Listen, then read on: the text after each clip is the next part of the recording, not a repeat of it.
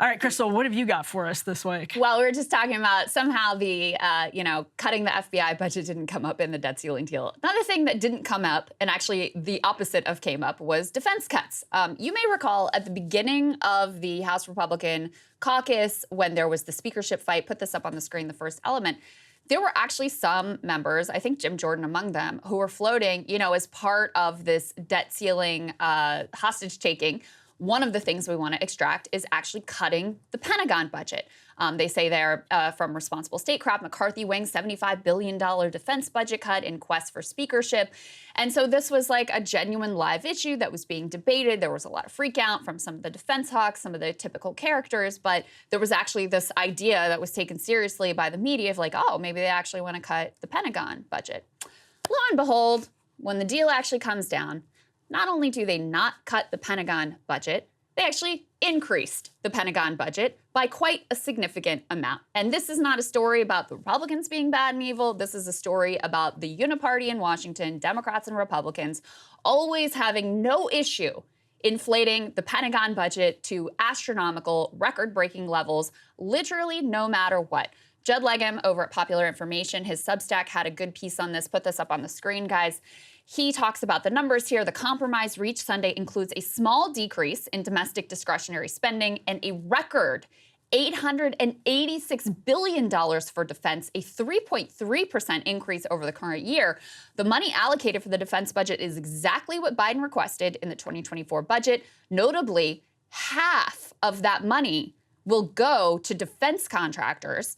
In 2015, just for comparison, the U.S. spent $585 billion on its military. The U.S. has added more than $300 billion in military spending in less than a decade. Okay, really take that in.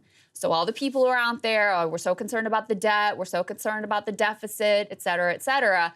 Guess what? They don't blink an eye when you increase the military budget by $300 billion in less than a decade. That apparently doesn't count somehow.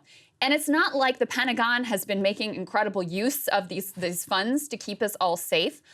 First of all, just the amount, sheer volume of the dollars compared to other countries. Put this up on the screen. This was also from Judd Legum's report.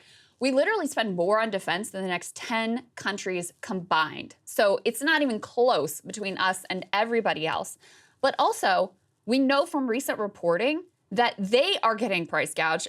By that, I mean we, the taxpayer, are getting price gouged by these military-industrial complex defense contractors in an insane way. Like, you can't even wrap your head around this.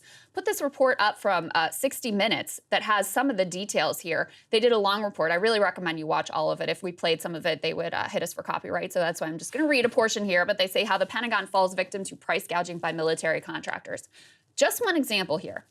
In 1991, there used to be more competition for military contracts. There was a wider array of defense contractors. They had to genuinely compete against each other. And lo and behold, the cost of one shoulder-fired Stinger missile was $25,000. Current cost for that very same item, which has become very relevant in the Ukraine fight, $400,000. Even when you account for inflation, they point out, that is a seven-fold increase. The amount of slush fund cash we are routing to these defense contractors is truly disgusting. So this is not getting us more national security. It's not keeping us safer. It's just lining the pockets of a bunch of astronomically wealthy executives. You wonder why Washington, D.C. is one of the richest places in the entire world. And by the way, these companies, what are they doing with these astronomical profit margins that they're able to reap at this point on the back of the U.S. taxpayer? Are they investing in research and development, or are they hiring even more workers or paying the workers they have better? No. You know what they're doing? Stock buybacks.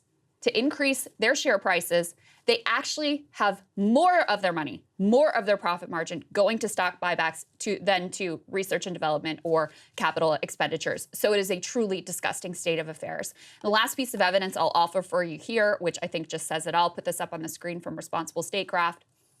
We just recently got the news, which we covered here. This was a few months ago. The Pentagon, for the 5th time in a row, failed their congressionally mandated audit. Congress passed a law that said every federal agency has to go through an audit. The Pentagon fails theirs every single year.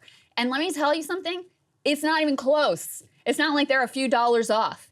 They only managed to account for 39% of their $3.5 trillion in assets. They can account for less than half of their $4 trillion roughly in assets.